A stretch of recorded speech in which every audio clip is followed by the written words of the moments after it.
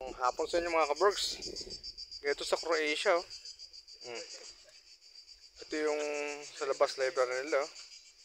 Take one, live one. Oh. The longest day. The longest ride pala. 1 minute video lang tayo mga kabergs. Tignan nyo kung ano. Kung maganda. Oh. Dito matiwala ang mga tao rito. Oh. Sige mga kabergs, papasok muna tayo. Ganda rin ng mga libro. Kaso nga mga ano yata ito, mga tungkol sa buhay-buhay.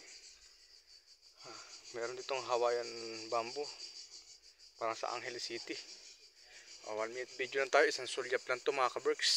Bago tayo pumasok sa ating hapon na ship. Salamat sa mga subscriber ng ating OFW Diaries, mga ating followers. Thank you!